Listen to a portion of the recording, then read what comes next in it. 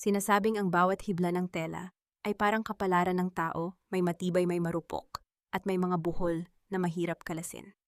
Dito sa malawak na Hacienda Montemayor, ang sining ng paghahabi ng hablon ang naging tanging pag-asa ng isang pamilyang nalulunod sa utang.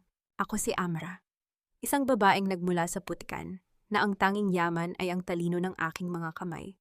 Inakala ko na sa pag-aalay ng aking pawis at dugo para isalba ang dangal ng mga Montemayor, makakamit ko ang pagtanggap at pagmamahal.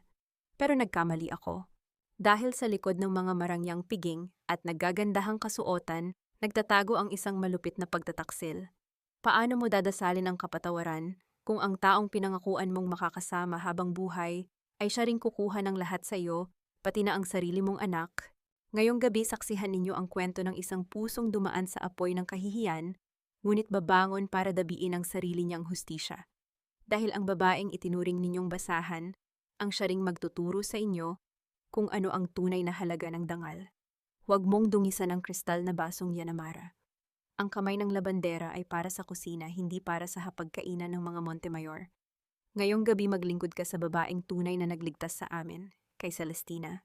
Ang boses ni Leandro ay parang latigo na humahataw sa pandinig ni Amara. Sa gitna ng nagniningning na ballroom ng Hacienda Montemayor, kung saan ang mga kristal na chandelier ay sumasayaw sa yaman, nakatayo si Amara, ang kaisa-isang babaeng nagbigay ng bagong buhay sa lupain na ito. Hawak niya ang isang tray ng mamahaling alak, ang kanyang mga daliri na may mga kalyo mula sa libu-libong oras ng paghahabi ng hablon ay nanginginig ng bahagya.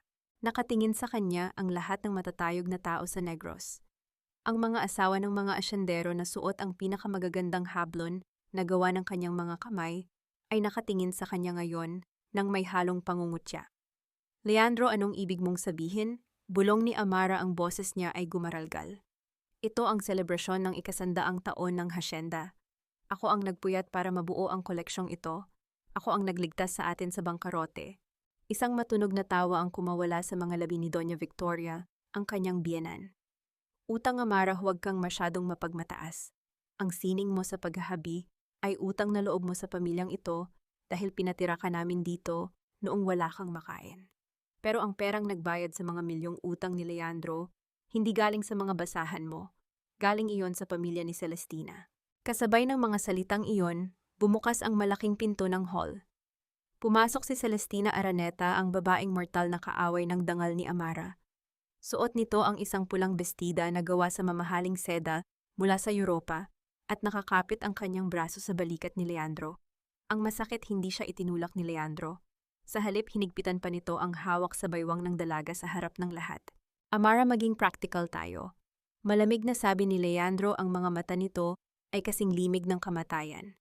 Ang Hacienda Montemayor ay kailangan ng kapital, hindi lang ng sining ng isang dukha. Si Celestina ang nagbigay ng pondong kailangan natin para hindi makuha ng bangko ang lupang ito. At bilang kapalit, kailangan nating linisin ang pangalan ng pamilya. Isang pagkakamali ang pagpapakasal ko sa isang gaya mong dumi sa kuko. Parang tumigil ang pagtibok ng puso ni Amara. Naalala niya ang bawat gabi na hindi siya natutulog, ang bawat patak ng dugo mula sa kanyang mga daliri habang hinihila ang mga hibla ng sinulid para lamang mabayaran ang mga sugal ni Leandro. Lahat ng sakripisyo niya bilang asawa at bilang tagapagligtas ng negosyo ay itinapon sa isang iglap. Ang asawa ay para sa bahay, Amara, pero ang isang Montemayor ay kailangan ng kapantay sa lipunan. Dagdag ni Celestina, ang ngiti nito ay puno ng lason. Kumuha siya ng isang baso ng alak mula sa tray ni Amara at nang walang babala ay sadyang binitawan ito.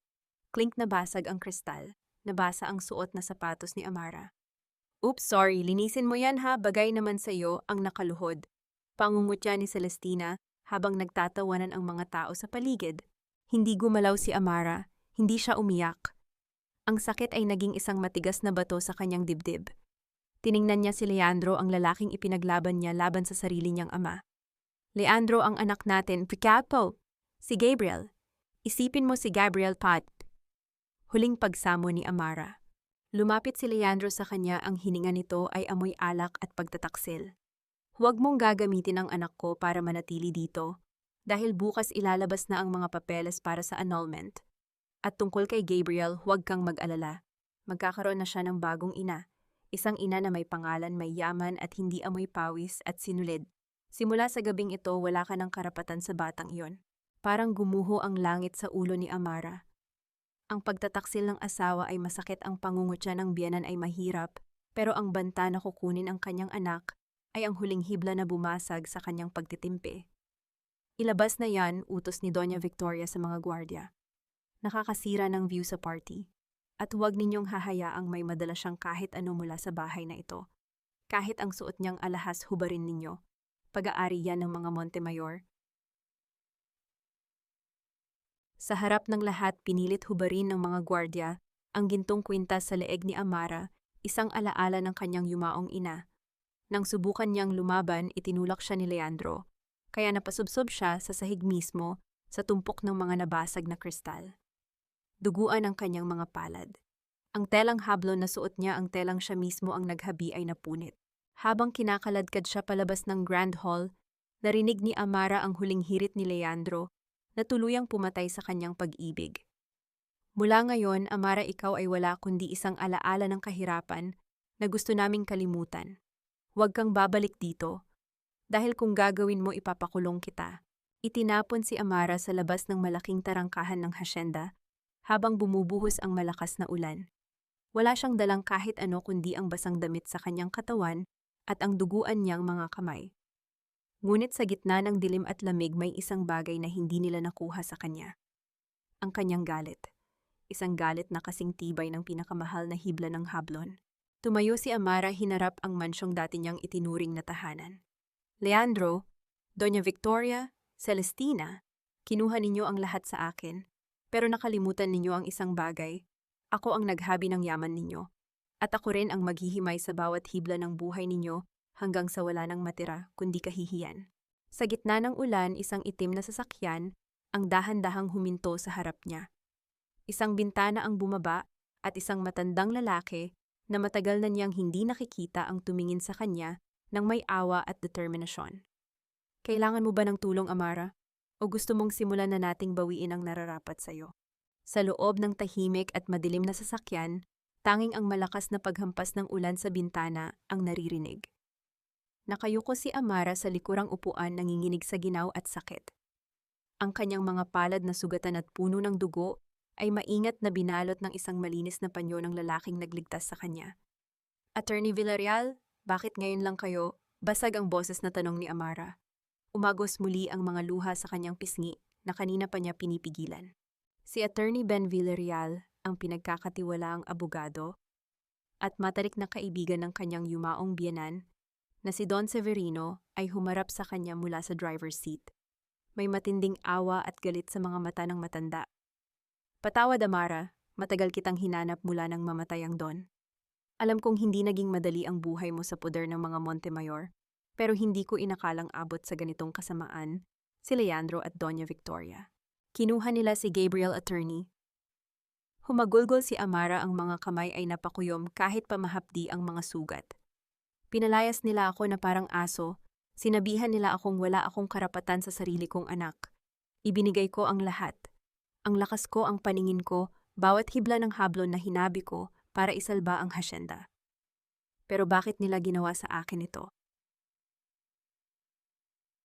Bumuntong hininga si Attorney Ben. Binuksan niya ang isang makapal na folder na nasa passenger seat at inabot ito kay Amara. Dahil ang mga taong bulag sa yaman, Amara, ay walang nakikitang utang na loob, pero may kailangan kang malaman. Ang pagtataksil sa iyo ni Leandro ay higit pa sa pambababae. Basahin mo yan. Sa ilalim ng munting ilaw sa loob ng sasakyan, nanginginig ang mga daliri ni Amara habang inililipat ang mga pahina ng dokumento. Kumunot ang kanyang noo nang makita ang mga pamilyar na numero at pirma. Hindi lamang ang mansyon ang nakasangla. Ito ang mga titulo ng lupa ng mga manggagawa. Bulong ni Amara, halos hindi makahinga sa gulat.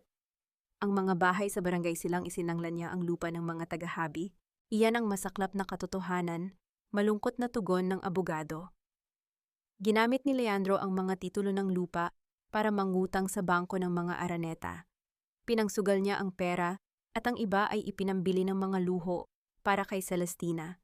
Wala na siyang maibayad, kaya ganoon na lamang ang pagkapit niya sa babaeng iyon. Kung hindi niya susundin ang gusto ni Celestina na palayasin kakukunin ng bangko ang buong Hacienda Montemayor, pati na ang mga bahay ng mga inosenteng manggagawa. Isang mainit na galit ang umakyat sa dibdib ni Amara. Ang mga manggagawang yon ay naging pamilya na niya. Sila ang mga nanay at asawa na nakasama niyang magpawis sa mainit na bodega ng hasyenda. Sila ang mga taong ang tanging inaasahan para mapakain ang mga anak ay ang sining ng paghahabi ng hablon.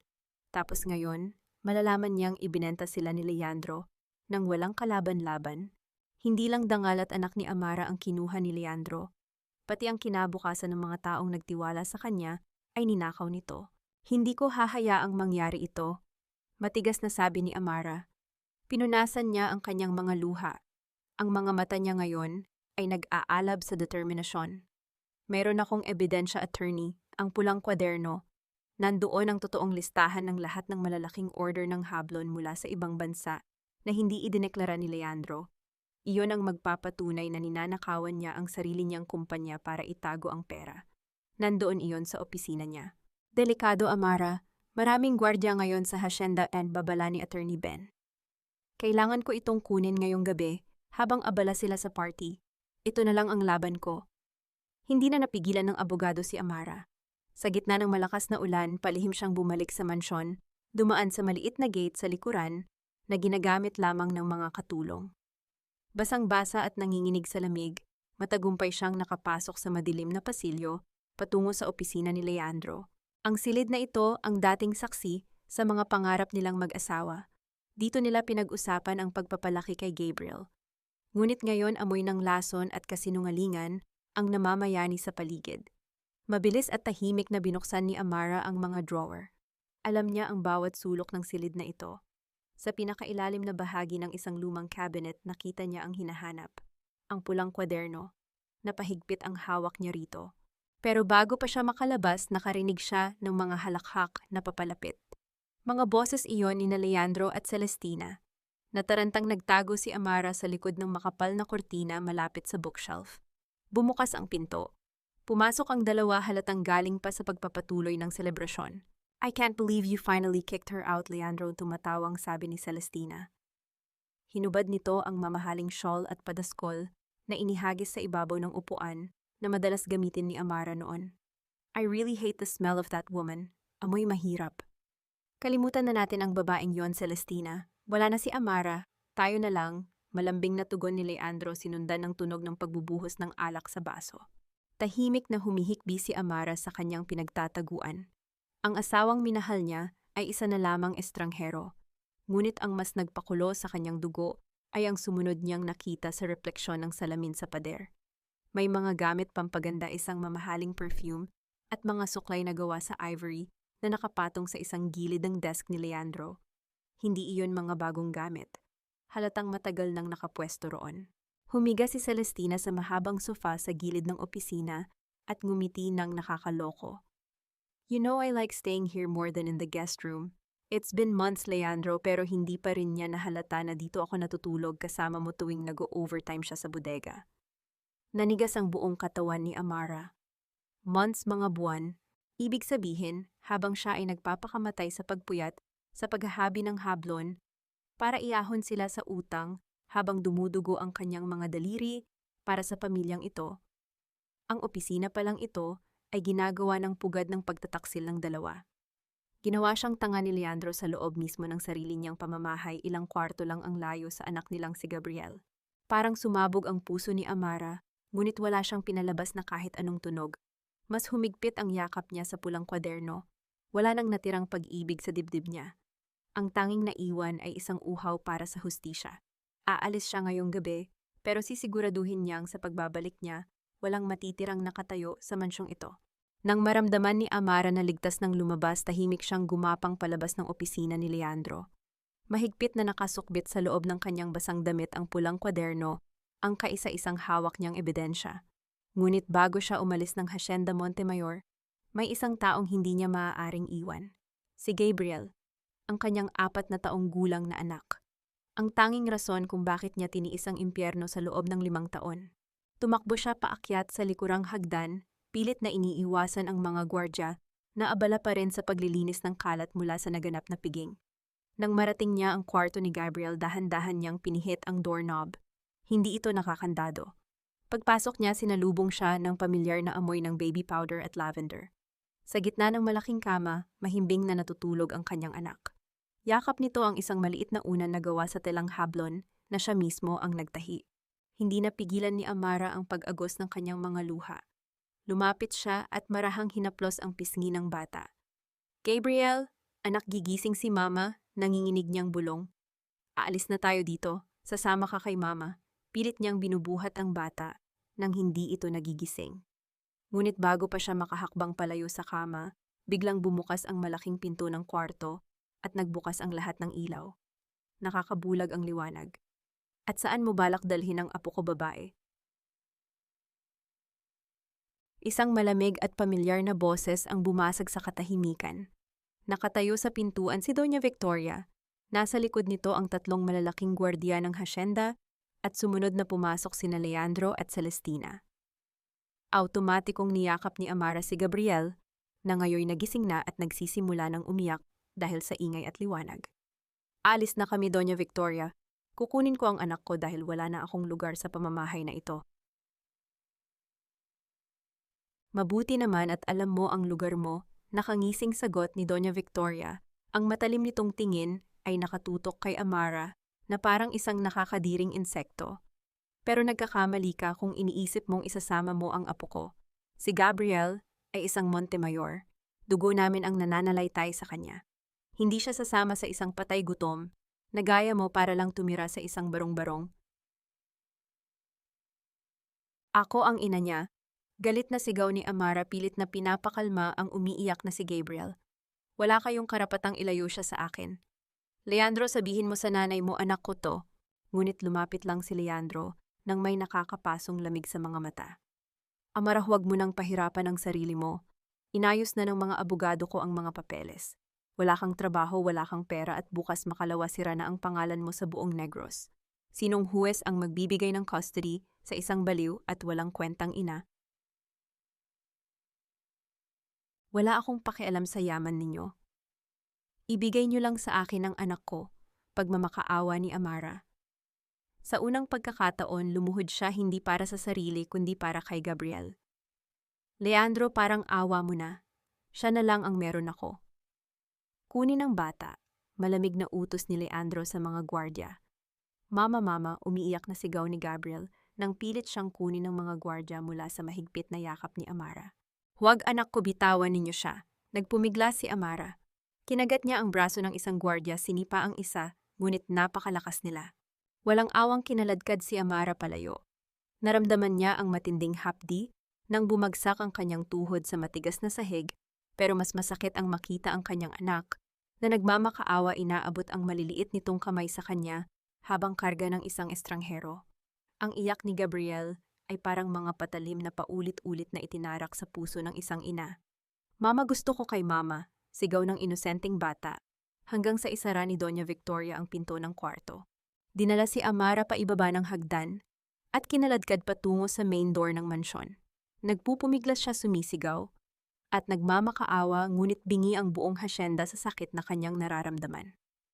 Nang marating nila ang labas ng pinto, sumunod si Leandro pababa ng hagdan. May bitbit itong isang lumang kahon na gawa sa kahoy. Binuksan niya ito at inilabas ang isang luma at makapal na tela, isang piraso ng hablon na kulay ginto at pula, pero mukha na itong kupas at marumi dahil sa kalumaan. Iyon ang tinatawag nilang 100 taong hablon, ang pinakaunang telang hinabi sa hasyenda. Ito ang kaisa-isang bagay na pinakaiingatan ng yumaong si Don Severino, ang biyenan ni Amara, na nagturo sa kanya ng tunay na sining ng paghahabi. Para kay Leandro, isa itong basura na nagpapaalala sa pagiging baliw ng kanyang ama sa mga manggagawa kaysa sa sarili nitong pamilya. Walang babala, ibinato ni Leandro ang mabigat at maalikabok na tela ng diretso sa mukha ni Amara. Bumagsak si Amara sa putikan kasama ng tela. "Gusto mong may dalhin palabas ng hasyenda?" Pang-iinsulto ni Leandro habang nakatayo sa itaas ng hagdan, tila isang haring nandidiri sa kanyang nasasakupan. "Kunin mo iyang basahang iyan. Pareho lang kayo ng telang iyan, Amara. Luma, walang silbi at nababagay lang sa putikan. Lumayas ka na at huwag ka nang magpapakita sa anak ko." Malakas na isinara ni Leandro ang malaking pinto ng mansyon kasabay ng malakas na pagkulog. Sa gitna ng bumubuhos na ulan, naiwang nakadapa si Amara sa malamig na semento. Ramdam niya ang buong bigat ng langit na bumagsak sa kanyang mga balikat. Wala ang kanyang anak. Wala ang kanyang dangal. Nanginginig ang kanyang mga kamay nang abutin niya ang lumang tela na ibinato sa kanya. Niyakap niya ito na parang ito ang kanyang anak, habang ang mga luhang kasing pait ng apdo ay humalo sa ulan. Ngunit habang hawak niya ang tela, kinapa niya ang loob ng kanyang damit. Nandoon pa rin ang pulang kwaderno, ligtas. Dahan-dahang tumayo si Amara. Ang kanyang mga mata na kanina ay puno ng pagmamakaawa ngayon ay natakpan ng isang malamig at nakakakilabot na katahimikan. Tinitigan niya ang saradong pinto ng Hacienda Montemayor. Itinapon nila siya na parang basahan. Ngunit hindi nila alam na ang basahan at ang kwadernong nasa kanyang mga kamay ang magiging metsa ng kanilang pagkasunog. Ang putik sa kalsada ng barangay Silang ay parang kumunoy na humihila sa mga paa ni Amara sa bawat hakbang niya pabalik sa lugar kung saan siya nagmula. Tumila na ang ulan, ngunit ang lamig ng madaling araw ay nanunuot sa kanyang buto. Wala siyang suot na sapatos. Ang kanyang maruming damit na gawa sa mamahaling hablon ay punit-punit at ang kanyang buhok ay magulo at basa. Habang naglalakad siya sa makipot na eskinita, unti-unting nagigising ang komunidad.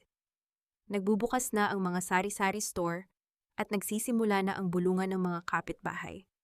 Sa isang maliit na barangay kung saan ang lahat ay magkakakilala, walang lihim na maitatago. Siya ba yan si Amara Tibulong ng isang ale na nagwawalis sa harap ng tindahan? Bakit mukha siyang pulubi? Di ba asawa siya ni Don Leandro? Baka totoo ang tsismis na nahuli siyang nagnanakaw kaya pinalayas. Sagot ng isa pa na hindi man lang nag-abalang hinaan ng boses. Bawat salita ay parang karayom na tumutusok sa balat ni Amara. Ito ang pampublikong kahihiyan na gusto ni Leandro na maranasan niya. Ang ipamukha sa kanya na kahit anong taas ng kanyang inabot, ibabagsak pa rin siya sa alikabok. Yumuko si Amara mahigpit na nakayakap sa lumang telang ibinato sa kanya at sa pulang kwaderno na nakatago sa ilalim nito. Sa dulo ng kalsada, nakatayo ang isang maliit na barong-barong na gawa sa tagpi-tagping yero at kahoy. Sa labas may isang matandang lalaki na nakaupo sa harap ng malaking batya, nagkukusot ng mga labahin kahit madilim pa. Si Mang Carding ang kanyang ama. Nang marinig ng matanda ang mga yabag, nag-angat ito ng tingin. Nabitawan niya ang hawak na sabon. Amara, Diyos ko anak, anahap ka pastamta. Dali-daling nagpunas ng kamay si Mang Carding at patakbong sinalubong ang anak. Nang makita niya ang mga sugat, ang mga pasa sa braso, at ang namumutlang mukha ni Amara, hindi na siya nagtanong. Niyakap niya ito ng mahigpit. Sa bisig ng kanyang ama, doon tuluyang bumigay ang matibay na pader na itinayo ni Amara. Humagulgol siya, isang iyak na galing sa pinakasulok ng kaluluwa ng isang inang nawalan ng anak. Tay, Momoy, kinuha nila si Gabriel. Nanghihinang sumbong ni Amara, ang luha at putik ay naghalo sa kanyang pisngi. Tinapon nila ako na parang basahan. Wala na akong naiwan, tay. Kinuha nila ang lahat. Shh! Tahan na anak. Nandito ka na sa atin. Ligtas ka na, bulong ni Mang Carding habang inaalalayan siyang pumasok sa loob ng maliit, ngunit malinis nilang bahay. Pinaupo siya ng kanyang ama sa isang lumang silya at binigyan ng mainit na kape sa isang basong may pingas. Tinitigan ni Amara ang baso. Ilang oras pa lang ang nakakalipas, may hawak siyang mamahaling kristal sa isang marangyang piging. Ngayon nandito siya umiinom ng murang kape, pero mas ramdam niya ang init at pagmamahal dito kaysa sa buong mansyon ng mga Montemayor. Kumuha ng malinis na tubig at gamot si Mang Carding. Dahan-dahan nitong nilinis ang mga sugat sa palad ni Amara. Tiningnan ni Amara ang mga kamay ng kanyang ama, magaspang puno ng kalyo at kulubot dahil sa ilang dekadang paglalaba para lang mapag-aral siya noon. Naalala niya ang mapanlait na boses ni Celestina. Ang kamay ng labandera ay para sa kusina. Kinuha ni Amara ang mga kamay ng kanyang ama at idinikit iyon sa kanyang mukha. Sabi nila nakakahiya daw ang pinanggalingan ko. Sabi nila dumilang daw tayo, tay. Pero hinding-hindi ko ikahihiya ang mga kamay na ito. Ito ang mga kamay na nagbuhay sa akin.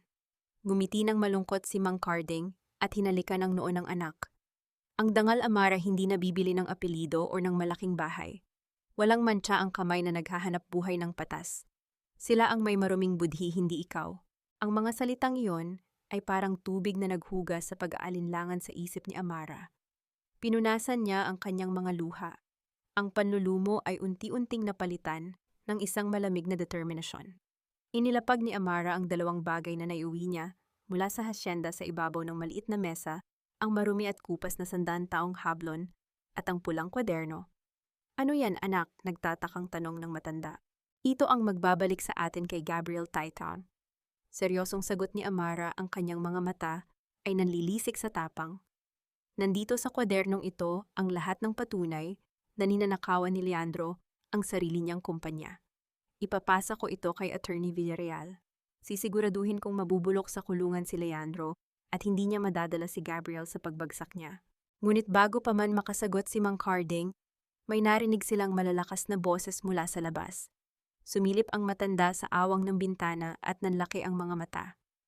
Amara, itago mo yan, kabadong bulong ni Mang Carding. May mga gwardya ng hasyenda na nag-iikot sa barangay. Nagtatanong sila sa mga kapitbahay kung nakita ka daw ba nilang may dalang gamit. May hinahanap silang magnanakaw. Bumilis ang tibok ng puso ni Amara. Alam na ni Leandro na nawawala ang kwaderno at gagamitin nito ang kapangyarihan at impluwensya nito upang baliktarin ang kwento na si Amara ang nagnakaw ng yaman ng hasyenda. Kinuha ni Amara ang pulang kwaderno at binalot iyon sa lumang hablon. Wala na siyang oras para magluksa. Kung gusto ni Leandro ng digmaan sa pagitan ng mga asyendero at ng mga nasa laylayan, ibibigay niya ito.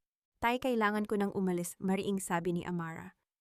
Hindi nila pwedeng makuha ito. Ako ang hahanap kay Attorney Villarreal ngayon din. Mabilis na tumakbo si Amara sa madidilim na eskinita ng barangay, silang pilit na iniiwasan ang mga ilaw ng flashlight ng mga gwardiya ng hasyenda. Yakap-yakap niya ang lumang telang naglalaman ng pulang kwaderno na parang ito ang kanyang sariling buhay. Sa tulong ng ilang kakilalang tagahabi na nagkunwariang walang nakita, nakasakay siya sa isang lumang jeepney patungo sa bayan. Ang opisina ni Attorney Ben Villarreal ay matatagpuan sa ikalawang palapag ng isang lumang gusaling kahoy malapit sa simbahan. Payak ang lugar, puno ng mga naglalakihang libro ng batas at amoy ng lumang papel. Dito, malayo sa kapangyarihan ng mga Montemayor, nakahanap ng panandaliang kanlungan si Amara. Uminom ka muna ng mainit na tsaa, Amara, malambing na sabi ni Attorney Ben habang inilalapag ang tasa sa mesa. Hingal na hingal pa rin si Amara, ngunit agad niyang inilabas ang pulang kwaderno mula sa pagkakabalot sa lumang tela. Inilapag niya ito sa harap ng abogado. Ito ang orihinal na talaan, attorney. Lahat ng transaksyon ang mga hindi idineklarang benta ng hablon sa mga mamimili sa Amerika at Europa. Lahat nandoon. Sapat na ba ito para ipakulong si Leandro at mabawi ko si Gabriel? Tanong ni Amara, ang mga mata ay puno ng pag-asa. Sinuot ni Attorney Ben ang kanyang salamin at maingat na binuklat ang mga pahina ng kwaderno. Habang lumilipas ang mga minuto, unti-unting lumalim ang kunot sa noo ng matanda. Huminga siya ng malalim at isinara ang kwaderno. Ito ay napakatibay na ebidensya ng pagnanakaw at panloloko sa kumpanya, Amara, panimula ng abogado. Pero kailangan mong malaman ang katotohanan sa batas. Si Leandro ay may hawak ng pinakamagagaling at pinakamamahaling abogado sa buong rehiyon na binabayaran ng pamilya Araneta. Ang isang kasong tulad nito ay maaaring tumagal ng 5 hanggang 10 taon sa korte. At habang nagpapatuloy ang kaso, may kapangyarihan si Leandro na itago si Gabriel o dalhin ang bata sa ibang bansa. Nalaglag ang balikat ni Amara. Ibig bang sabihin, wala rin itong silbi? Paano ang anak ko? Paano ang mga manggagawa sa barangay silang? Hinawakan ni Attorney Ben ang nanginginig na kamay ni Amara. Huwag kang mawala ng pag-asa. May isang bagay na hindi alam ni Leandro. Isang lihim na itinago namin ng iyong biyenan na si Don Severino bago siya pumanaw. Tumingin ang abogado sa lumang larawan ni Don Severino na nakasabit sa dingding. Naalala mo ba ang palaging sinasabi ng matanda sa iyo noong tinuturuan kanyang maghabi? Naisip ni Amara ang mabait na mukha ng kanyang biyenan. Napatango siya. Palagi niyang sinasabi na ang kaluluwa ng Montemayor ay hindi nasa lupa, kundi nasa taong naghahabi ng dangal nito. Eksaktong ngumiti si Attorney Ben. Alam ni Don Severino na walang interes si Leandro sa sining ng paghahabi. Alam niyang gahaman ang sarili niyang anak at maagang ibebenta ang hasyenda kapag siya ay nawala. Kaya bago siya mamatay, gumawa kami ng isang lihim na kasunduan o trust clause. Isang trust clause, pag-uulit ni Amara. Oo, nakasaad sa kasulatang iyon na ang lahat ng disenyo ang tatak na Hablon de Montemayor at ang 70% ng kabuang kita ng hasyenda ay hindi kailanman maaaring pag-aarian ng sinumang may dugong Montemayor kung hindi sila ang mismong lumilikha ng mga disenyo. Ang lahat ng ito ay legal na pag-aari ng kung sino mang hinirang ni Don Severino na tagapangalaga ng sining. At ang taong iyon ay walang iba kundi ikaw, Amara. Parang nabingi si Amara sa kanyang narinig. Ako, pero bakit hindi ninyo ito sinabi noon pa? Dahil sinunog ni Doña Victoria ang orihinal na kopya ng kasulatan sa aking opisina ilang araw matapos mamatay ang Don.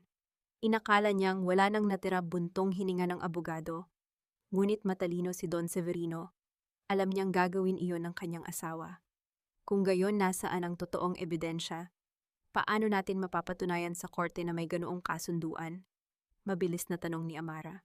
Seryosong tinitigan ni Attorney Ben si Amara bago itinuro ang lumang tela na nakalatag sa mesa, ang marumi at kupas na 100 taong hablon na ibinato ni Leandro sa mukha ni Amara kanina. Hindi naniniwala si Don Severino sa papel dahil ang papel ay madaling masunog at mapunit bulong ng abogado. Sinabi niya sa akin bago siya mamatay na ang totoong code ng trust account sa Switzerland at ang rehistradong numero ng kasunduan ay dinala niya sa kanyang libingan. Ngunit bago iyon dinitis niya ito, gamit ang gintong sinulid sa pinakasakradong tela ng pamilya, ang 100 taong hablon. Nanlaki ang mga mata ni Amara. Napatingin siya sa lumang tela na itinuring ni Leandro na isang basahan. Ang basahang ibinato sa kanya upang saktan ang kanyang damdamin ay siya palang susi sa buong kaharian ng mga Montemayor. Ibig sabihin, nasa telang ito ang patunay, nanginginig na tanong ni Amara. Oo, pero ikaw lang bilang isang master weaver ang may kakayahang magbasa ng mga hibla niyan. Ang disenyo ng paghahabi ng Don ay may nakatagong pattern. Kapag nahanap mo ang numerong iyon, maaari nating bawiin ang buong ari-arian, ang tatak ng hablon, at higit sa lahat, si Gabriel. Agad na hinila ni Amara ang lumang tela papalapit sa ilalim ng ilaw ng desk lamp. Ang kanyang mga mata na sanay sa paghahanap ng pinakamaliliit na pagkakamali sa mga hibla ng tela ay nagsimulang mag-analisa sa mga gintong sinulid na nakahabi sa gilid ng hablon. Ngunit bago pa man niya masimulan ang pagbasa, biglang narinig ang malalakas na yabag ng mga sapatos paakyat sa hagdan ng lumang gusali. Sinundan ito ng marahas na pagbuka ng pinto ng opisina. 2 lalaking nakasuot ng uniforme ng gwardya ng Hacienda Montemayor ang nakatayo roon, may hawak na mga pamalo. At sa likod nila dahan-dahang pumasok si Leandro, may hawak na sigarilyo at may nakakatakot na ngiti sa labi. Sinasabi ko na nga ba, dito ka lang tatakbo, Amara? Malamig na sabi ni Leandro habang nakatitig sa pulang kwaderno sa ibabaw ng mesa. Ibalik mo sa akin ang ninakaw mo. Ibalik mo sa akin ang ninakaw mo. Parang yelong bumalot sa buong silid ang malamig na boses ni Leandro. Mabilis na inabot ni Amara ang pulang kwaderno sa ibabaw ng mesa, ngunit mas mabilis ang mga gwardya ng hasyenda. Marahas nilang hinawakan ang magkabilang braso ni Amara habang kalmadong kinuha ni Leandro ang ebidensya. Leandro, ibalik mo yan, magnanakaw ka. Nagpupumiglas na sigaw ni Amara. Trespassing kayo sa opisina ko. Babala ni Attorney Ben pilit na humaharang. Maaari ko kayong ipahuli sa pulis, Leandro. Tumawa lang si Leandro, isang tawang puno ng kayabangan at kawalang hiyaan. Subukan ninyo, attorney, baka bukas wala na kayong lisensya para mag-abogado. Tiningnan niya ang pulang kwaderno at iwinagayway ito sa hangin na parang isang tropeo. Ito ba ang akala mong magpapabagsak sa akin, Amara? Isang kwadernong puno ng mga numero. Napakabobo mo talaga. Sa tingin mo ba may korte sa Negros na maniniwala sa isang pinalayas na asawa laban sa mga Montemayor? Napatingin si Leandro sa mesa kung saan nakalatag ang lumang 100 taong hablon. Umismid siya at nandidiring tiningnan ito. At hanggang ngayon yakap-yakap mo pa rin ang basahang iyan, bagay nga kayo. Lumamarumi at walang silbi. Walang awang tinalikuran ni Leandro si Amara bitbit ang kaisa-isang papel na sana ay magpapatunay ng kanyang mga kasalanan. Nang isara nila ang pinto, napaluhod si Amara na pahagulgol sa matinding kawalan ng pag-asa. Nakuha niya, attorney. Nakuha niya ang kwaderno. Umiiyak na sabi niya, nakatakip ang mga nanginginig na kamay sa kanyang mukha. Wala na akong ilalaban. Paano na si Gabriel? Ngunit lumuhod si Attorney Ben sa harap niya at marahang inabot ang lumang tela. Hayaan mo siyang isipin na nanalo siya, Amara. Ang kwadernong iyon ay papel lang madaling itanggi, ngunit ang telang ito ang tunay na kapangyarihan. Kailangan mo itong ma-decode nang walang nakakaalam. Buhay ang nakataya rito. Kinabukasan sumikat ang araw sa barangay Silang na may dalang kakaibang pag-asa. Maagang dumating ang mga kababaihan ng barangay sa tapat ng barong-barong ni Mang Carding. Karamihan sa kanila ay mga dating kasamahan ni Amara sa paghahabi sa hasyenda. Si Aling Rosa, ang pinakamatandang manghahabi, ay lumapit kay Amara na may bitbit na maliit na basket ng mga sinulid. Amara, nalaman namin ang ginawa sa iyo ng pamilyang iyon. Sabi ni Aling Rosa, bakas ang galit sa mga mata nito.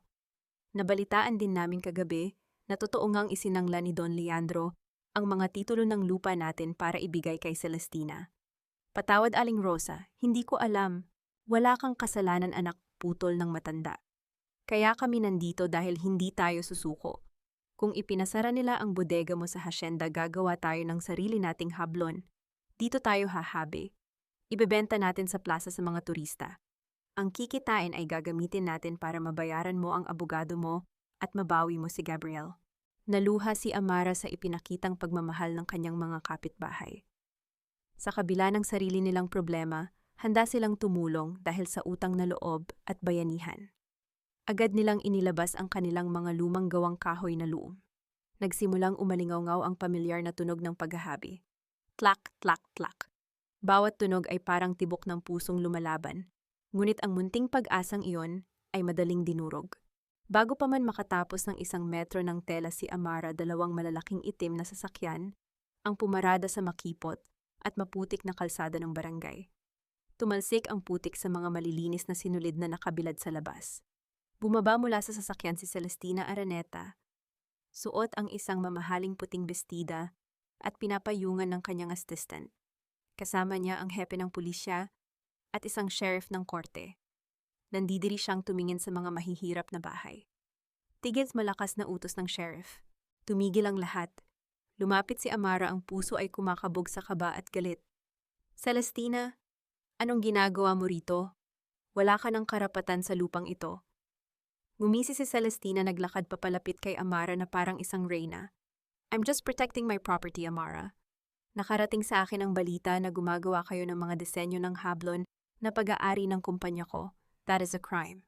Anong pag-aari? Ako ang nagdisenyo ng mga ito. Bawat kulay, bawat pattern sa isip ko galing iyan. Galit na sagot ni Amara, handa nang sugurin ang dalaga, ngunit pinigilan siya ni Mang Carding. Inabot ng sheriff ang isang makapal na dokumento kay Amara. Ito po ay isang cease and desist order mula sa korte. Ipinagbabawal na po ang paggawa, pagbebenta at pagkopya ng mga disenyong nakapaloob sa Hablon de Montemayor trademark na ngayon ay legal ng pag-aari ng Araneta Corporation. Tiningnan ni Amara ang papel. Nanlaki ang kanyang mga mata.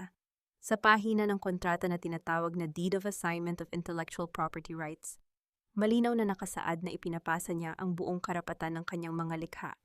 At sa ibaba nito, naroon ang kanyang sariling pirma. Paano nangyari ito? Hindi ako pumirma sa ganitong kontrata. Peke ito, nanginginig na sigaw ni Amara. Are you sure? Matamis na tanong ni Celestina, lumapit at bumulong sa tainga ni Amara, sadyang ipinaparinig ang kanyang lason. Tingnan mong mabuti, Amara. It's your exact signature, the one you signed a year ago. Parang binuhusan ng malamig na yelo si Amara hanggang sa buto. Isang gabi, 1 taon na ang nakakalipas. Pagod na pagod si Amara mula sa buong araw na paghahabi. Lumapit si Leandro, may dalang mainit na kape at ilang pirasong papel na walang nakasulat sa itaas. Tanging ang bahagi lang ng pirmahan ang nakikita. Mahal, kailangan mo itong pirmahan. Sabi noon ni Leandro, nakangiti at marahang humahalik sa kanyang noo. Para sa BIR ito. Alam mo naman ang mga tax auditors masyadong mahigpit. Kailangan ng pirma ng misis ko bilang co-owner para hindi tayo ma-audit ng malaki. Kahit blanco ang papel, Leandro. Nag-aalang ang tanong niya noon. Trust me, Amara, para sa pamilya natin ito. Para sa future ni Gabriel. Bumalik ang isip ni Amara sa kasalukuyan. Ang kanyang tiwala, ang kanyang pagmamahal bilang isang asawa ay ginamit ni Leandro para saksakin siya ng patalikod. Pinapirma siya sa blankong papel upang nakawin ang kaluluwa ng kanyang sining. Ginamit niya ang pagtitiwala ko. Nanghihinang bulong ni Amara na paatras, habang hawak ang papel na nagpapatunay ng kanyang pagkasira. "And now you own nothing," nakanggising sabi ni Celestina. Humarap siya sa mga pulis. "Kumpiskahin ang mga sinulid at sirain ang mga luum nila. Ayokong makakita ng kahit anong senyales na nagnanakaw sila ng disenyo ko. Huwag pakiusap, puhunan namin yan." Umiiyak na sigaw ni Aling Rosa nang sipain at sirain ng mga pulis ang kanyang gawang kahoy na kagamitan. Pinigilan ni Amara ang mga pulis, ngunit itinulak siya ng isa dahilan para bumagsak siya sa putikan. Ang mga mamahaling sinulid ng mga manggagawang kababaihan ay walang awang itinapon, tinapakan at sinira sa harapan nila. Puno ng iyak at panaghoy ang buong barangay. Bago sumakay sa sasakyan, tumingin si Celestina sa nakadapas na si Amara. "Isang hibla pa ng telang ito na makita kong ginawa mo, Amara, at sisiguraduhin kong sa kulungan kayo pupulutin lahat. At kapag nakulong ka, tuluyan mo nang hindi makikita ang anak mo." Umalis ang mga sasakyan, iniwan ang barangay na wasak. Ang mga loom na simbolo ng kanilang pag-asa ay naging mga basag na kahoy. Unti-unting tumayo si Amara. Tiningnan niya ang mga umiiyak na kababaihan at ang kanyang amang inaalo ang mga ito. Natuyo ang mga luha sa kanyang mga mata at napalitan ito ng isang malamig at nakakapasong galit. Kinapa niya ang bulsa kung saan nakatago ang 100 taong hablon. Kung ginamit nila ang batas para nakawin ang kanyang buhay, gagamitin niya ang lihim ng nakaraan para burahin sila sa mundo. Sa ilalim ng andap-andap na liwanag ng isang gasera sa loob ng barong-barong, maingat na inilatag ni Amara ang 100 taong hablon sa ibabaw ng maliit na mesa. Hawak ang isang karayom, dahan-dahan niyang sinundan ang linya ng mga gintong sinulid na nakahabi sa gilid ng lumang tela. Sa unang tingin, mukha lamang itong simpleng disenyo ng mga dahon at alon. Ngunit sa mata ng isang bihasang manghahabi, na tulad niya ang bawat pagtaas at pagbaba ng sinulid ay may tiyak na bilang. 1 taas, 3 baba, 2 taas. Mga numero. Bulong ni Amara habang nanlalaki ang mga mata. Isang kode na ginawa sa pamamagitan ng paghahabi. Naunawaan na niya ang henyong plano ni Don Severino, ang buong numero ng trust account sa Switzerland, at ang patunay ng kanyang pagiging legal na tagapagmana ng sining ng Montemayor ay nakatago sa mismong tela. Ngunit napakalaki ng disenyo. Kung mag-isa siyang magde-decode nito ng walang tamang kagamitan, aabutin siya ng ilang linggo. Oras ang pinakamalaking kalaban niya ngayon, lalo na't hawak pa rin ni Leandro si Gabriel. Kailangan niya ng tulong. Kailangan niya ng oras. At higit sa lahat, kailangan niyang pilayin ang negosyo ni Leandro upang mapilitan itong makipag-usap sa kanya. Kinagabihan, sa gitna ng malakas na pagbuhos ng ulan, naganap ang isang lihim na pagpupulong. Sa loob ng lumang simbahan ng San Isidro Labrador, tanging ang mga kandila sa altar ang nagsisilbing ilaw. Isa-isang dumating ang mga babaeng nakabalot sa mga makakapal na shawl. Sila ang mga master weavers ng Hacienda Montemayor, mga nanay-asawa at kapatid na nag-alay ng kanilang buhay sa paggawa ng hablon. Nakatayo si Amara malapit sa rebulto ng Birheng Maria, pinagmamasdan ang mga pagod at natatakot na mukha ng kanyang mga kasamahan. Naroon si Aling Rosa at kasama nito ang mas nakababatang mga manghahabi tulad ni Nanita at Cora. "Salamat at dumating kayo kahit delikado at mahinang," panimula ni Amara. Nanginginig ang mga kamay ni Cora habang nakahawak sa kanyang basa at nipis na jacket. "Amara, kapag nalaman ni Don Leandro at ni Miss Celestina na nandito kami para makipag-usap sa iyo, siguradong tatanggalin nila kami sa trabaho." "Paano ang anak kong si Totoy? May sakit siya, kailangan ko ng pambili ng gamot." "Cora, naintindihan kita," malumanay na sagot ni Amara, lumapit at hinawakan ang malamig na kamay ng babae. "Pero hindi lang trabaho ang kinukuha nila sa atin ngayon. Ninanakaw nila ang ating pagkatao.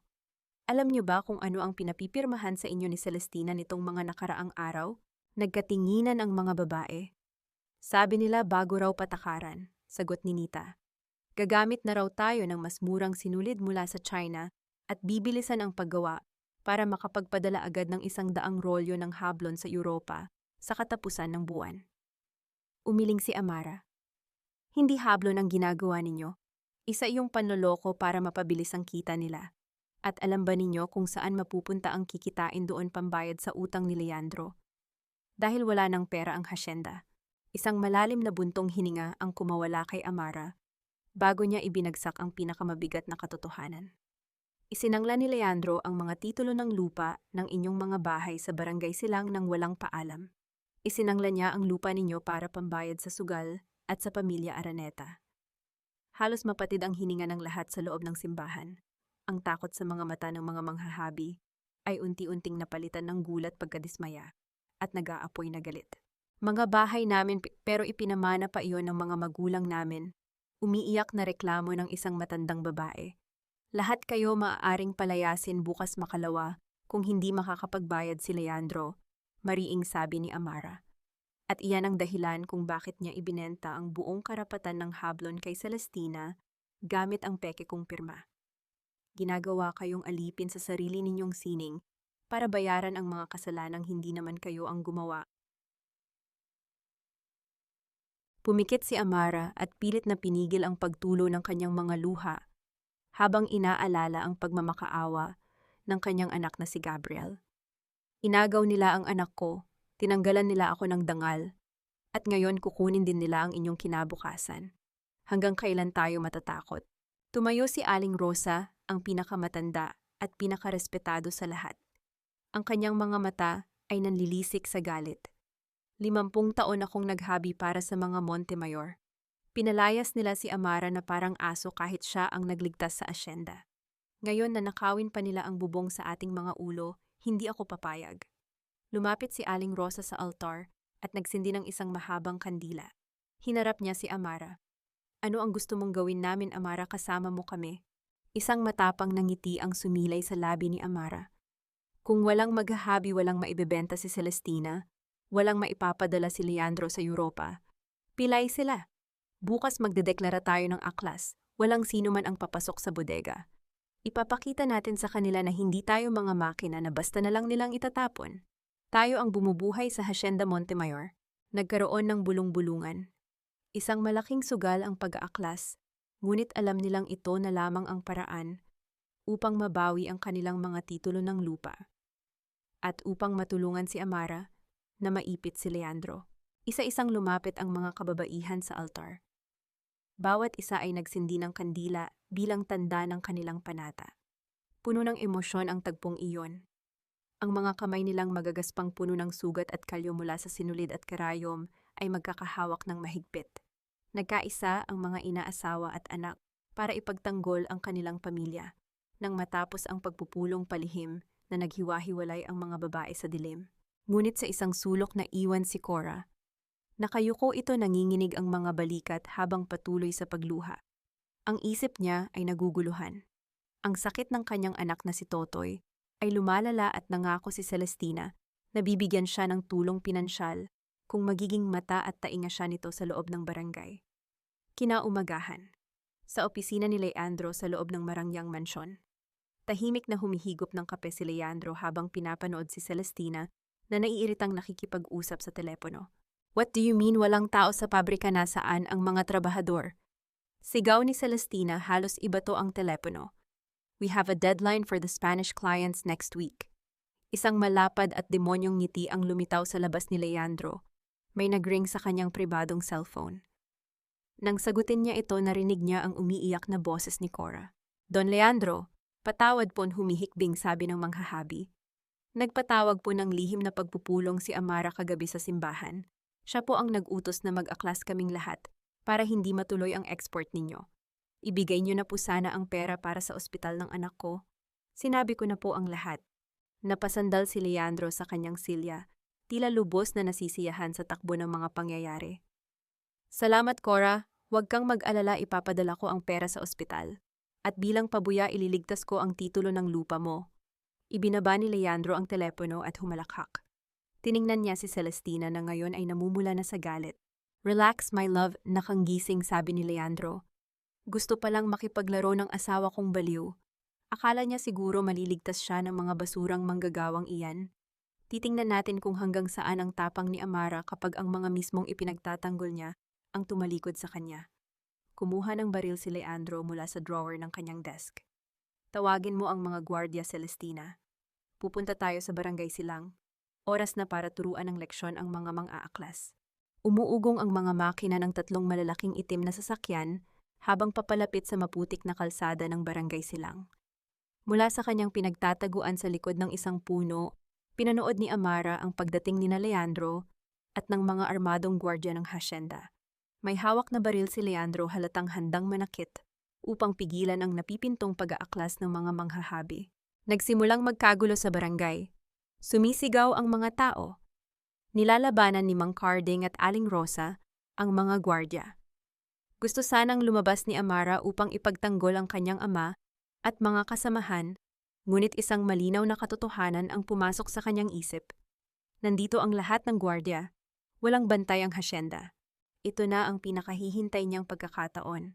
Walang inaksayang oras si Amara. Ginamit niya ang kaguluhan upang tumakbo papunta sa kabilang direksyon, dumaan sa mga masukal na talahiban, at tinahak ang lihim na daanan patungo sa likod ng Hacienda Montemayor. Ang malaking mansyon ay tila isang natutulog na higante sa ilalim ng makulimlim na kalangitan. Dahil 5 taon siyang naging ginang ng bahay na ito, kabisado ni Amara ang bawat pasikot-sikot. Umakyat siya sa maliit na hagdanang bakal sa likod ng kusina na madalas gamitin ng mga katulong. Pabilis ng pabilis ang tibok ng kanyang puso habang naglalakad sa madidilim na pasilyo ng ikalawang palapag. Ang layunin niya ay isa lang, kunin si Gabriel at tumakas. Habang papalapit siya sa kwarto ng kanyang anak, napadaan siya sa tapat ng malaking aklatan, ang paboritong kwarto ng kanyang yumaong biyanan na si Don Severino. Bukas ng bahagya ang pinto nito at mula sa awang nakita niya ang isang pamilyar na bulto ng tao. Si Doña Victoria. Nakaupo ang matanda sa malaking silyang gawa sa mahogany, may hawak na baso ng alak at galit na nakikipag-usap sa telepono. Dahan-dahang huminto si Amara at idinikit ang sarili sa pader, pinipigilan ang sariling hininga upang makinig. Anong ibig mong sabihin na may nakatakdang trust fund account ang baliw na matandang yon sa Switzerland? Nanggagalaiting boses ni Doña Victoria, ang kanyang boses ay umaalingaw-ngaw sa tahimik na pasilyo. Attorney Suarez, binabayaran kita ng malaki para siguraduhing walang butas ang mga papeles natin. May sinabi ang nasa kabilang linya na lalong nagpapula sa mukha ng matanda. Wala siyang hawak na ebidensya. Sagot ni Doña Victoria, sabay hampas sa kanyang mesa. Wala na ang orihinal na testamento ni Severino. Ako mismo ang sumunog sa kasulatang iyon. Sa mismong araw ng burol niya, nakita ng 2 mata ko kung paano naging abo ang papel na nagsasabing ang lahat ng yaman ng Hablon ay mapupunta sa basurahang Amara na iyon. Nanigas si Amara sa kanyang kinatatayuan. Tinakpan niya ang sariling bibig upang hindi makawala ang isang daing ng gulat at sakit. Totoo ang sinabi ni Attorney Ben. Ang mismong ina ng kanyang asawa, ang babaeng nagpanggap na nagdadalamhati sa burol ni Don Severino, ay walang awang sinunog ang huling habilin ng asawa nito para lamang protektahan ang kanilang kayabangan. Patuloy sa pagsasalita ang matanda, tila inilalabas ang lahat ng lason sa kanyang dibdib. Hindi ko hahayaang ang isang labandera ang magmamay-ari ng Hacienda Montemayor.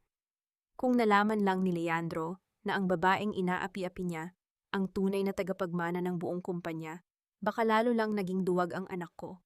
Kaya itinago ko ito kahit sa kanya.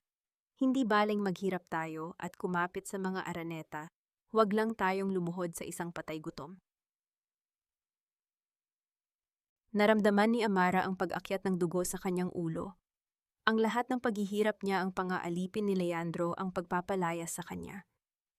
Lahat ng ito ay naging posible dahil sa kasakiman ng isang matandang ayaw tumanggap ng katotohanan. Ninakaw ni Doña Victoria hindi lang ang kayamanan kundi ang karapatan ni Amara na mabuhay ng may dangal sa pamamahay na iyon. Ngunit wala siyang oras para magalit. Mas mahalaga ang kanyang anak. Tahimik na gumapang palayo si Amara mula sa aklatan at mabilis na tinungo ang kwarto ni Gabriel na nasa dulo ng pasilyo. Pinihit niya ang doorknob. Salamat sa Diyos hindi ito nakakandado. Bumukas ang pinto. Madilim sa loob. Ang tanging ilaw ay nagmumula sa maliit na nightlight sa gilid ng kama. Lumapit si Amara. Nakita niya ang kanyang 4 na taong gulang na anak nakabaluktot sa ilalim ng kumot. Ngunit may kakaiba. Hindi mahimbing ang tulog ng bata. Umuungol ito at pawis na pawis. Gabriel, anak, nanginginig na bulong ni Amara. Hinaplos niya ang noo nito at napaso siya sa init. Nilalagnat ng mataas ang bata. Mama! Umiiyak na ungol ni Gabriel kahit nakapikit ang mga mata. Gusto ko po kay Mama, wag niyo siyang paalisin. Parang dinurog ng pinong-pino ang puso ni Amara. Wala silang awa. Hiniwalay nila ang bata sa kanyang ina at hinayaan itong magkasakit dahil sa matinding stress at kalungkutan. Niyakap niya ng mahigpit ang kanyang anak. Amoy ng paborito nitong baby powder ang bata hinaluan ng pawis. Nandito na si Mama anak, nandito na ako, hindi na tayo magkakahiwalay. Aalis na tayo rito, umiiyak na bulong niya habang marahang binubuhat ang bata. Bumukas ang mga mata ni Gabriel. Nang makita niya ang pamilyar na mukha ng ina, bigla siyang yumakap sa leeg ni Amara at umiyak ng napakalakas. Mama, wag mo kong iwan. Shh! Tahan na anak, maririnig nila tayo. Natataranta at basag ang boses na awat ni Amara, pilit na pinatatahan ng bata, habang pabilis ng pabilis ang paghakbang papunta sa pinto. Ngunit huli na ang lahat. Ang iyak ng bata ay umalingaw-ngaw sa buong pasilyo. Bago pa man siya makahawak sa doorknob, palabas biglang bumukas ang pinto. Isang matalim na liwanag mula sa pasilyo ang sumilaw kay Amara. Nakatayo sa pintuan si Doña Victoria. Hawak nito ang kanyang tungkod, at sa likuran niya ay dalawang naiwang gwardiya ng hasyenda. Ang mukha ng matanda ay tila isang demonyong nakangiti matapos makahuli ng biktima sa kanyang patibong. Tingnan nga naman natin kung sino ang matapang na nagbalik-town. Malamig at mapangutyang sabi ni Doña Victoria.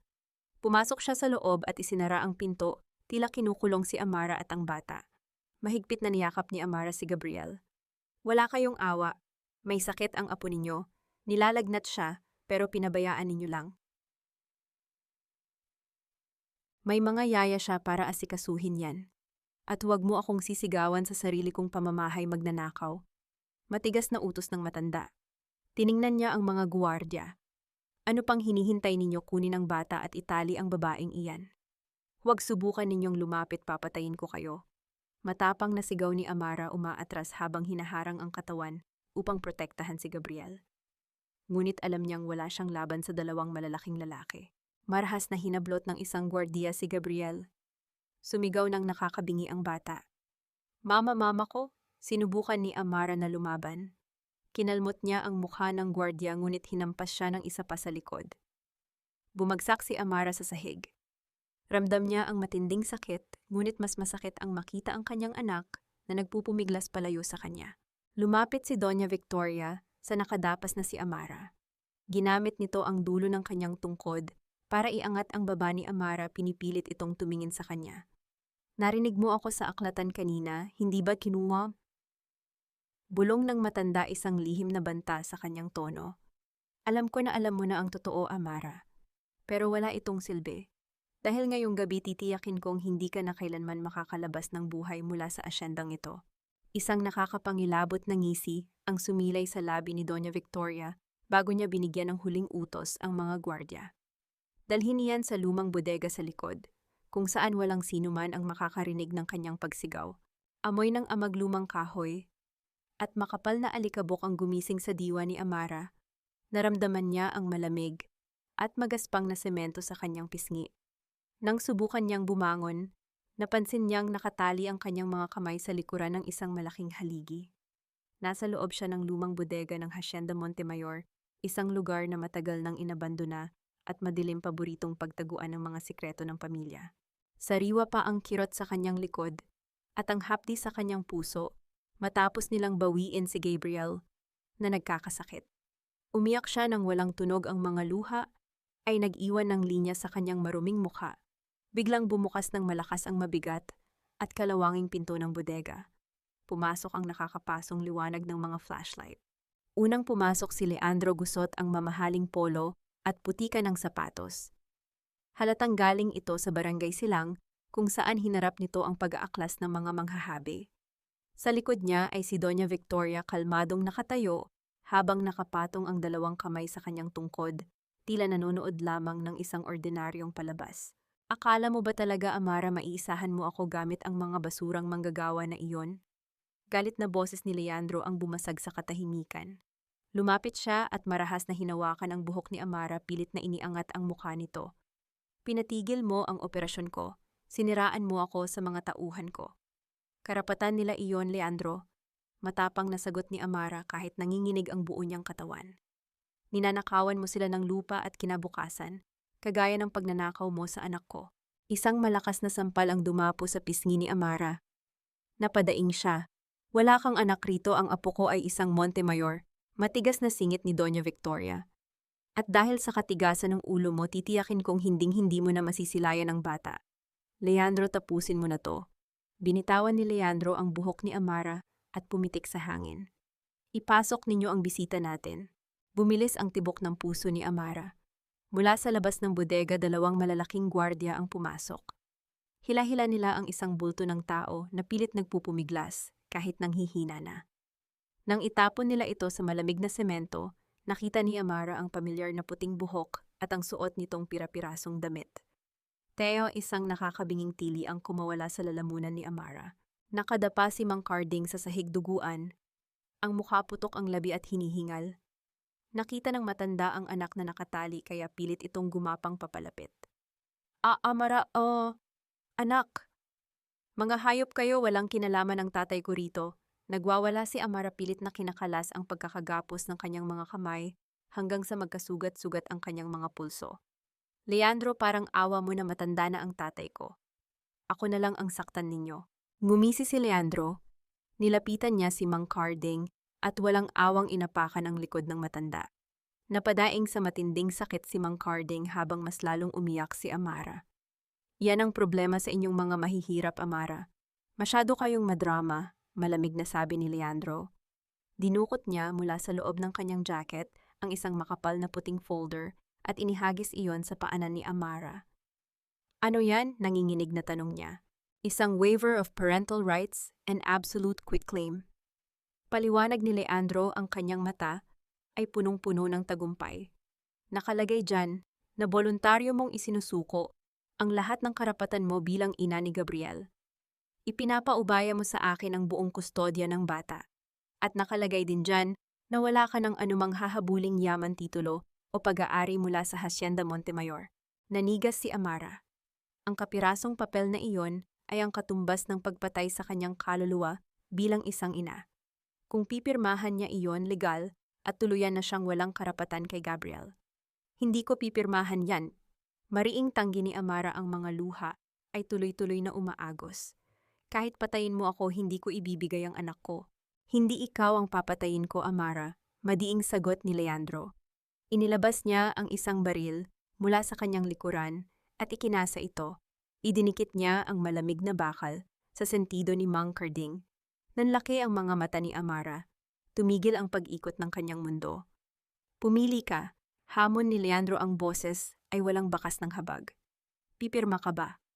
O panonoorin mong pasabugin ko ang ulo ng tatay mong labandero ngayon din? Huwag! Leandro, nagmamakaawa ako. Lumuhod si Amara, kahit nakatali ibinaba ang kanyang ulo hanggang sa sahig. Isang ina na isinusuko ang lahat ng dangal, isang anak na nakikiusap para sa buhay ng kanyang ama. Ibibigay ko ang lahat, pero huwag naman ang anak ko, huwag ang tatay ko. Amara, anak. Umubo ng dugo si Mang Carding. Pilit niyang inangat ang kanyang paningin upang salubungin ang mga mata ng kanyang anak. Huwag kang pumirma, ipaglaban mo si Gabriel, hayaan mo na ako, matanda na ako, anak. Tumahimik ka, matanda. Sinipa ng gwardya si Mang Carding sa sikmura dahilan upang mapadaing ito at mamilipit sa sakit. Tama na, tili ni Amara, ramdam ang paglaslas sa kanyang puso. Tiningnan niya ang duguang ama, ang taong nagkusot ng libu-libong damit, mapag-aral lamang siya.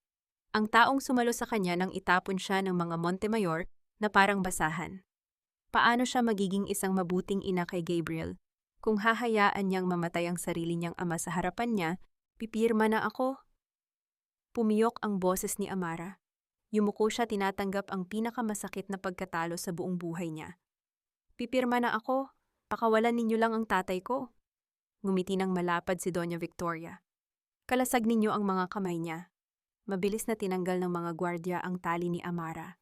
Nanginginig ang kanyang mga duguang daliri nang abutin niya ang folder at ang ballpen na inabot ni Leandro. Bawat letra ng kanyang pangalan na isinusulat niya sa papel ay parang patalim na humihiwa sa kanyang dibdib. Pumatak ang mga luha niya sa mismong pirma, pinalabo ang tinta, ngunit malinaw ang ibig sabihin nito, isinuko na niya si Gabriel.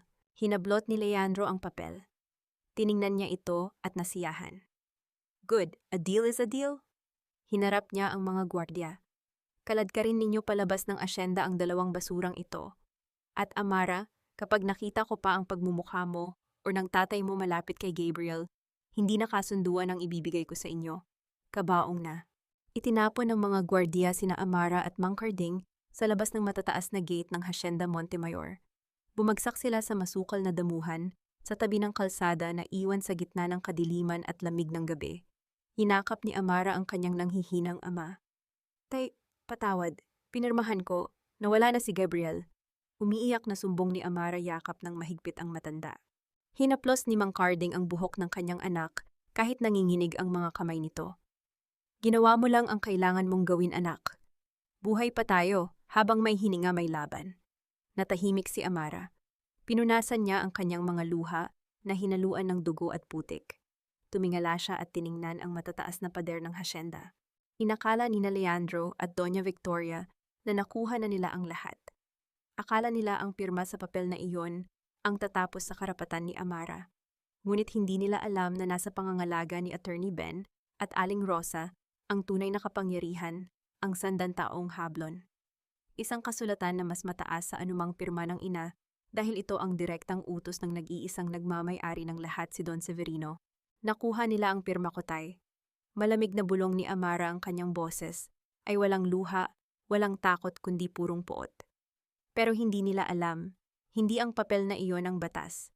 Oras na para ipaalala sa kanila kung sino talaga ang reyna ng mga hibla. Yumanig ang lupa sa ilalim ng mga paa ng mga taga-barangay silang. Sa gitna ng dilim ng gabi, umalingaw-ngaw ang nakakabinging ugong ng tatlong malalaking bulldozer na papalapit sa lumang bodega ng paghahabi ng Hacienda Montemayor. Nakatutok ang nakakapasong liwanag ng mga ilaw ng makina sa pader ng gusali, handa itong durugin anumang oras. Nakatayo sa harap ng mga makina si Celestina, nakahalukip-kip at may masamang ngiti sa mga labi. Sa tabi niya ay si Leandro, kalmadong naninigarilyo. Gibain na ang basurahang iyan, matinis na utos ni Celestina sa mga driver. Bukas na bukas din sisimulan natin ang pagtatayo ng pabrika ng mga makina. Wala nang babalik sa manual na paghahabi. Ngunit bago pa man makasulong ang mga bulldozer, isang pader ng mga tao ang humarang sa kanilang daraanan. Nandoon si Aling Rosa, sinita si Cora, at ang daan-daang kababaihan ng barangay silang. Magkakapit-bisig silang tumayo, pilit na ginagawang kalasag ang kanilang mga katawan upang protektahan ang lugar na nagbigay sa kanila ng kabuhayan. Umalis kayo dyan kung ayaw ninyong maging pataba sa lupa, banta ni Leandro sa pamamagitan ng isang megaphone. Mga patay gutom, wala na kayong karapatan sa lupang ito. Hindi kami aalis. Sumigaw si Aling Rosa, nanginginig ang boses, ngunit matatag ang pagkakatayo. Dito namin ibinuhos ang dugo at pawis namin. Hindi ninyo pwedeng basta na lang nakawin ang buhay namin. Sumenya si Leandro sa mga armadong gwardya ng hasyenda. Kaladkarin ninyo ang mga babaeng yan. Kapag may lumaban, paluin ninyo, dahas na sanang susugod ang mga gwardya nang biglang may isang malakas na boses ang pumunit sa ingay ng gabi. Itigil ninyo ang mga makinang yan. Lahat ay napalingon sa direksyon ng kalsada. Mula sa dilim naglakad patungo sa liwanag si Amara. Hindi na siya ang babaeng umiiyak duguan at nakaluhod na nagmamakaawa. Nakataas ang kanyang noo, may malamig na apoy sa kanyang mga mata at bitbit sa kanyang mga bisig, ang 100 taong hablon. Kasunod niya ay si Attorney Ben Villarreal at 3 sasakyan ng mga pulis kasama ang mismong hepe ng probinsya. Nawala ang ngiti sa labi ni Leandro. Ibinagsak niya ang hawak na sigarilyo. Anong ginagawa mo rito, Amara? Ibinigay mo na sa akin si Gabriel. Pumirma ka na sa kasunduan na wala ka nang hahabulin. Ibinigay ko ang papel para iligtas ang buhay ng tatay ko. Matigas na sagot ni Amara, patuloy na naglalakad, hanggang sa tumigil siya sa pagitan ng mga bulldozer at ng mga manghahabi. Pero hindi ko kailanman isusuko ang kaluluwa ng asyendang ito sa mga magnanakaw na tulad ninyo. Lumapit si Celestina, naiinis sa pagkaantala ng kanyang plano. Chief of Police, bakit ninyo kasama ang babaeng iyan? May court order ako para gibain ang lupang ito na ngayon ay pag-aari na ng Araneta Corporation. Humakbang paharap si Attorney Ben at itinaas ang isang opisyal na dokumento mula sa Korte Suprema. Yan ang malaking pagkakamali ninyo, Miss Araneta. Hindi maaring ibenta ni Leandro ang isang bagay na hindi naman sa kanya. Anong hindi sa akin, galit na sigaw ni Leandro. Ako ang nag-iisang anak at tagapagmana ni Don Severino. Ikaw ang tagapagmana ng apelido Leandro. Pero hindi ng yaman, malamig na tugon ng abogado. Itinuro ni Attorney Ben ang tela na hawak ni Amara. Bago mamatay ang iyong ama, inilipat niya ang 70% ng buong halaga ng Hacienda Montemayor, kasama na ang buong karapatan sa tatak ng hablon, sa isang lihim na trust fund. Nakapangalan ito sa taong hihirangin bilang tagapangalaga ng sining. Tumawa ng malakas at mapangutya si Celestina. Trust fund lihim na tagapagmana. Nababaliw na ba kayo nasaan ang dokumento? Wala kayong maipapakitang papel dahil sinunog na yon ni Doña Victoria matagal na. Tama ka, Celestina, kalmadong sagot ni Amara. Sinunog ng biyenan ko ang papel. Pero nakalimutan niyang ang pinakamahalagang lihim ng isang Montemayor ay hindi isinusulat sa tinta. Hinahabi ito.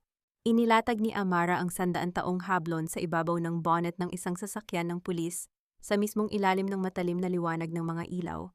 Ang kupas na tela ay tila nagising ng tamaan ng liwanag. Ang mga gintong sinulid na nakahabi sa gilid nito ay kumislap nagpapakita ng isang kakaibang pattern na hindi nakikita sa ordinaryong liwanag. Natahimik ang lahat. Tanging ang paghinga ng mga tao at ang panginginig ng makina ang naririnig. Ang pamana ni Don Severino ay isang Master Weaver's Code, paliwanag ni Amara habang itinuturo ang bawat hibla. Ang kanyang mga daliri na puno ng kalyo mula sa pagmamahal sa sining ay mabilis na binasa ang galaw ng bawat sinulid. 1 taas 3 baba, 9, 2 taas 1 baba, 4. Habang binabasa ni Amara ang bawat numero na nakatago sa pagkakabalangkas ng sinulid, binuksan ni Attorney Ben ang isang selyadong sobre na ipinadala mula sa Swiss Bank at sa National Intellectual Property Office. 7, 2, 8, 6. Isan patuloy ni Amara walang kagatol-gatol. Nang matapos siya, itinaas ni Attorney Ben ang opisyal na sertipiko at binasa ang account number at ang pagpaparehistro ng master deed. 9472861. Eksaktong tumugma. Walang labis, walang kulang. Namutla si Leandro. Tila umurong ang dugo niya pabalik sa kanyang puso. Hindi totoo yan. Invention niyo lang yan. Sertipikado ito ng pandaigdigang bangko at ng gobyerno, Leandro. Matigas na sabi ng hepe ng pulisya habang tinitingnan ang papel. May kalakip na notaryo mula mismo kay Don Severino bago siya namatay. Malinaw na nakasaad na ang tagapangalaga ng sining at ang nag-iisang may-ari ng pondo at ng buong industriya ng hablon ay si Amara Villacorta. Nagkaroon ng malakas na singhap mula sa mga tao. Umiyak sa tuwa si Aling Rosa at ang mga kababaihan. Ang babaeng itinapon nila sa putikan, ang babaeng inalipusta, at tinanggalan ng dangal ay ang tunay na nagmamay-ari ng lahat. Humarap si Amara kay Celestina na ngayon ay nanginginig na sa galit at gulat.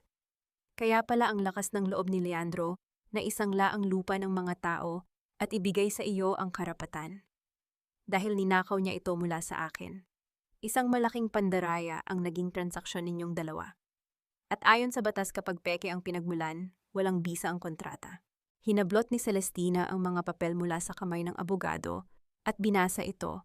Nang makita niya ang katotohanan na paatras siya, binitawan niya ang mga papel na parang mga nagbabagang uling. Ibig sabihin, nanginginig ang boses ni Celestina, nilingon si Leandro na parang nakakita ng multo. Wala kang pera, wala kang ari-arian. Ang bilyon-bilyong utang mo sa kumpanya ko, idinikit mo sa mga peking titulo. Celestina, mahal, magpapaliwanag ako. Akmang hahawakan ni Leandro ang babae. Ngunit isang malutong na sampal ang ibinigay nito sa kanya. Huwag mo akong hahawakan, patay gutom. Tili ni Celestina na wala na ang lahat ng kanyang poise at kayabangan. Niloko mo ako, ginamit mo ang pera ko para isalba ang asyendang hindi naman pala sa iyo. Miss Araneta, pumasok ang hepe ng pulisya.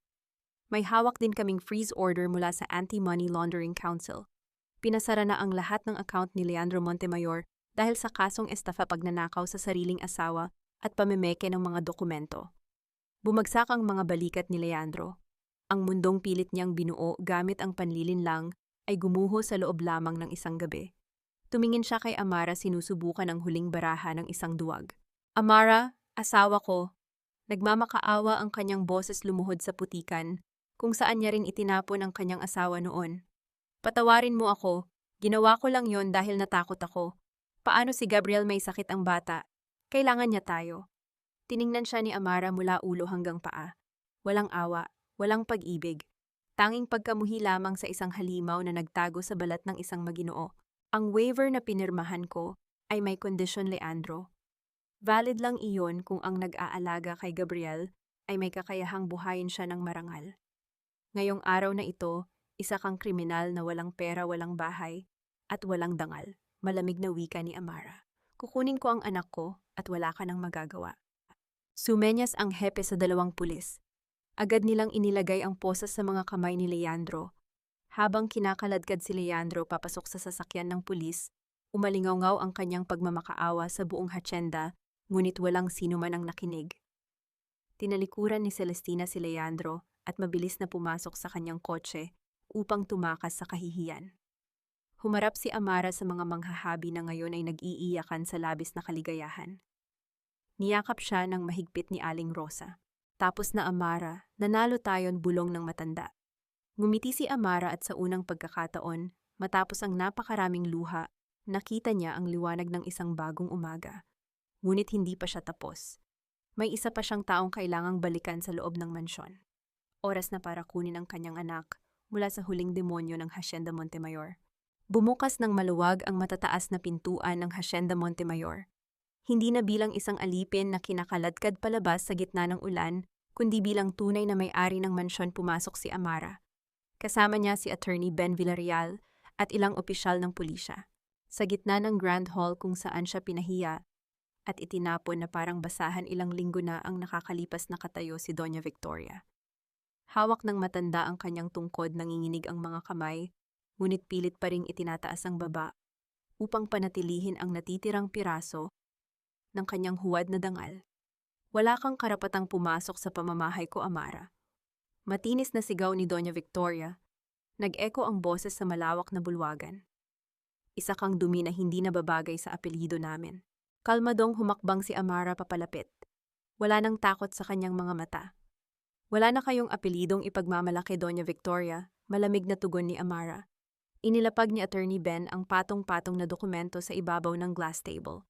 Ayon sa desisyon ng korte at sa trust fund agreement ni Don Severino, ang buong Hacienda Montemayor, kasama ang mansyong ito, at lahat ng nakapaloob dito, ay legal na pag-aari ng Hablon Trust.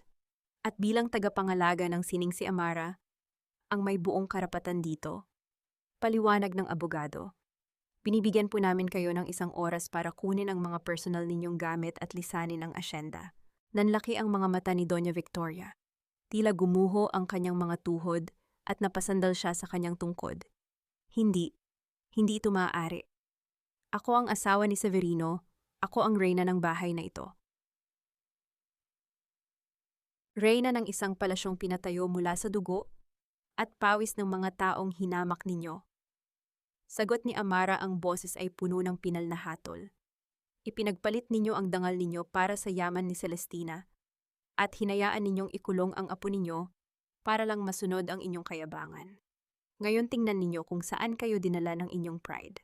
Napatingin si Doña Victoria sa paligid. Ang mga katulong na dati niyang sinisigawan, ang mga gwardyang dati niyang inuutusan, ay nakatingin ngayon sa kanya nang walang awa. Ito ang pampublikong kahihiyan, ang public hiya na labis niyang kinatatakutan. Wala siyang nagawa kundi ang tahimik na umiyak sa galit habang naglalakad palabas ng mansyon, bitbit lamang ang isang maliit na bag ng kanyang mga damit. Walang kotseng nag-aabang sa kanya. Maglalakad siya sa putikan palayo sa asyendang minsan niyang pinagharian. Ngunit hindi doon nagtatapos ang hustisya. Sa kabilang banda ng probinsya sa loob ng marangyang penthouse ng Araneta Corporation, natatarantang isinisilid ni Celestina ang mga alahas at pera sa loob ng kanyang malaking bagahe. Nalaman niya ang pag-aresto kay Leandro at ang freeze order sa kanilang mga kumpanya. Wala na siyang pakialam sa lalaking iyon. Ang mahalaga ay makatakas siya papuntang Singapore bago pa siya maipit sa gulo. Ring ring, Tom. Hindi niya pinansin ang telepono. Tumakbo siya papunta sa pinto, ngunit pagkabukas niya nito, Sumalubong sa kanya ang 4 na ahente ng National Bureau of Investigation, NBI PON. Celestina Araneta, tanong ng nangungunang ahente, hawak ang isang warrant of arrest. Inaaresto ka namin sa kasong estafa intellectual property theft at pamimeke ng pirma ni Amara Villacorta sa mga kontrata ng Hablon de Montemayor. Do you know who I am? I am an Araneta, bibilhin ko kayong lahat. Nagwawalang tili ni Celestina, nagpupumiglas habang pinipilit siyang posasan ng mga pulis. Wala na pong halaga ang pera ninyo, ma'am. Naka-freeze na rin po ang lahat ng accounts ninyo dahil sa kasabwat kayo sa money laundering ni Leandro Montemayor. Malamig na sagot ng ahente. Kinaladkad palabas si Celestina, sira ang mamahaling damit at gulo-gulo ang buhok.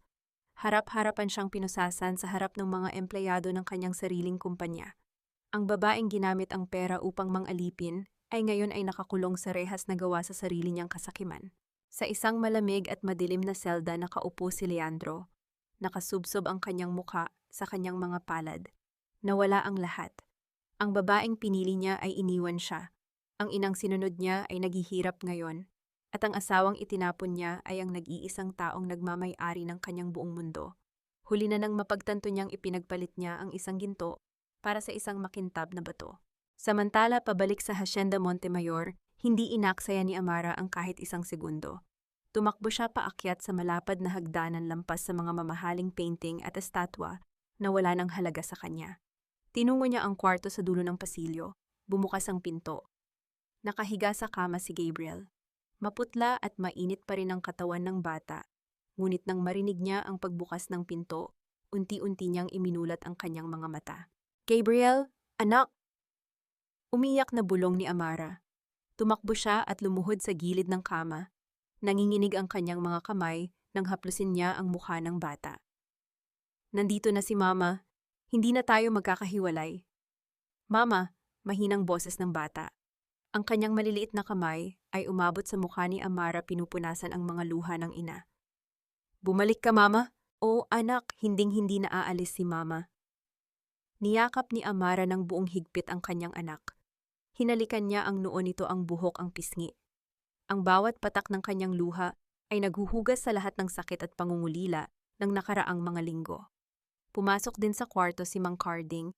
May benda pa ang ulo, ngunit nakangiti ng pagkatamis-tamis habang pinagmamasdan ang kanyang mag-ina.